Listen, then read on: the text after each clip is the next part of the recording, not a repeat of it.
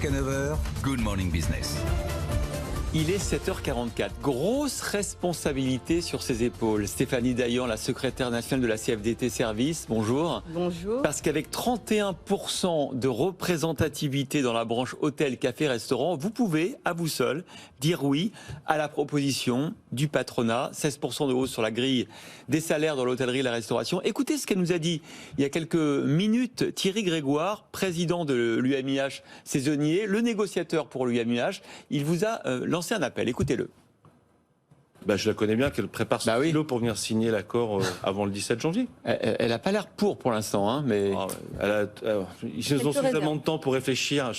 Voilà, vous avez jusqu'au 17 janvier. On va d'abord, avant de savoir ce que vous allez faire, redire un peu ce qui est dans cette proposition, effectivement, du patronat, qu'on a un peu challengé. Hein. Audrey lui a dit, 16%, c'est bien, mais pourquoi aussi peu sur les bas salaires? C'est vrai que sur les bas salaires, au fond, c'est 5% de plus par rapport au minima. Est-ce que ça suffit? Alors, est-ce que ça suffit? Non. Nous, on était partis sur une réévaluation de la grille de 25%. On est mais parti est-ce même que à là, 34. vous n'étiez pas trop gourmand? On n'est jamais trop gourmand. Non, on était sur une grille à 34% et à 25% sur les bas salaires. 16%, c'est quand même énorme. 16% par rapport à la base conventionnelle, hein, c'est pas par rapport au SMIC. Donc oui, 16%, c'est très honorable. Hein, on a salué effectivement ces 16%. On aurait souhaité plus. Mais voilà, on est quand même arrivé à quelque chose de correct. Pour les bas salaires, et ça fait une augmentation à peu près de 5-6%. À savoir que sur les autres branches, les négociations ont porté sur des augmentations de 1, 2, 2. Vous avez plutôt bien travaillé dans la négo. Donc la CFDT a bien travaillé, on a bien mis la pression sur les organisations patronales pour obtenir cette augmentation historique, je pense. Ouais. Alors en plus, je crois que Thierry Grégoire tout à l'heure est allé aussi dans votre sens en s'engageant sur un calendrier de négociations en février-mars sur d'autres aspects de la vie au travail dans les hôtels-restaurants.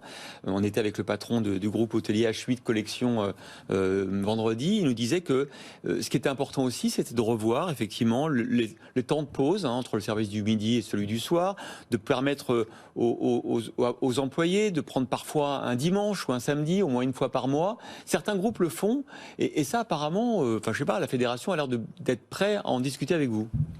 Alors oui, c'est vrai que les conditions de travail, la qualité de vie au travail des salariés du secteur de l'hôtellerie café-restaurant était un point, c'est-à-dire que l'augmentation, la revalorisation de la grille de salaire, c'est bien. Les conditions de travail et renégocier les conditions de travail, c'est mieux. Indispensable pour l'attractivité ? Indispensable pour l'attractivité. Les salariés travaillent avec des grosses coupures, terminent à 14h30, reprennent à 18h30, n'ont pas de week-end, n'ont pas de vacances, en tout cas pas les mêmes vacances que tout le monde. Ils travaillent en heures supplémentaires, c'est une convention collective où la base est à 39 heures. Font des heures supplémentaires qui sont dérogatoires au Code du travail et qui ne sont rémunérées qu'à hauteur de 10% et ensuite 20% au lieu des 25 et des 50. Donc toutes ces conditions-là, effectivement, on veut les travailler sur 2022 pour rendre attractive la branche. Sinon, les salariés qui ont disparu de la branche ne reviendront pas.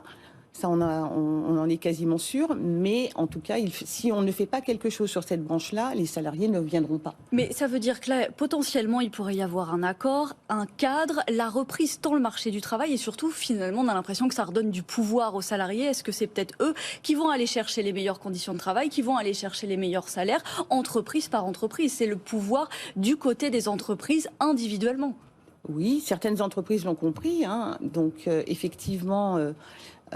les entreprises ont commencé à travailler avec les élus, les représentants du personnel sur les conditions de travail. Certaines ont déjà sacralisé un week-end par mois, proposent de l'intéressement ou de la participation, s'organisent sur les coupures, parce que les coupures, c'est un véritable sujet et ça rend encore plus pénible le travail, puisque ce qu'il faut bien se dire, c'est un salarié de la restauration peut commencer à 10h30, s'arrêter à 14h30, reprendre à 18h30 et puis finir à 23h30 minuit avec les systèmes des heures supplémentaires. Et la coupure, pour la plupart du temps, lui coûte des sous, parce qu'il doit retourner chez lui en voiture, avoir des frais sur l'essence, etc. Donc, c'est un véritable point sur lequel il faut ouvrir des négociations. Il aura quand même fallu cette crise incroyable de la Covid et des confinements pour qu'on prenne conscience et qu'il sorte. On n'est pas loin d'un accord. Je ne vais pas vous faire abattre toutes vos cartes. Vous avez encore quelques jours pour réfléchir, mais c'est formidable quand même qu'il y ait eu cette prise de conscience de la part des restaurateurs, des organisations patronales, et qu'il y ait cette avancée avec vous, avec les syndicats, sur une évolution effectivement du métier. On est en train de faire un saut qu'on n'a jamais fait depuis des années. Tout à fait. On fait un saut qu'on n'a pas fait depuis des années, malheureusement. J'ai envie de dire, je salue effectivement ce saut. D'un autre côté, je me dis, il a fallu la pandémie pour en arriver là, et c'est dommage. J'espère que les négociations, justement, pour 2022, telles que Thierry Grégoire l'a annoncé, donc ils sont véritablement prêts à engager des négociations sur les conditions de travail. Et en route pour travailler vraiment ces conditions, pour rendre attractif ce secteur et pour donner aux gens envie d'y rester, surtout. Et ça, c'est primordial pour ce secteur, sinon les 237 000 salariés ne seront qu'un... On va en perdre encore un petit peu plus, et ça va devenir très compliqué. Les hôtels fermeront encore leurs salles de restaurant, où il y aura des salles des hôtels qui sont fermés, des salles de petit déjeuner, etc., puisqu'il n'y a pas assez de personnel. Ouais. Bon, écoutez, je ne veux pas m'avancer, mais j'ai l'impression qu'on a fait un grand pas aujourd'hui dans cet accord entre syndicats et patronat de l'hôtellerie et de la restauration. En tout cas, la balle est dans votre camp, Stéphanie Dayan, secrétaire nationale de la CFDT, qui, je le rappelle, avec 30%, plus de 30%, 30,94%, Wilfried Galland, de représentativité, est capable, à elle seule, de signer l'accord. Réponse avant le 17 janvier. Merci beaucoup Stéphanie Dayan, secrétaire nationale de la CFDT Service, d'avoir été avec nous. Et donc vous l'avez compris. C'est l'édito avec Wilfried Galland.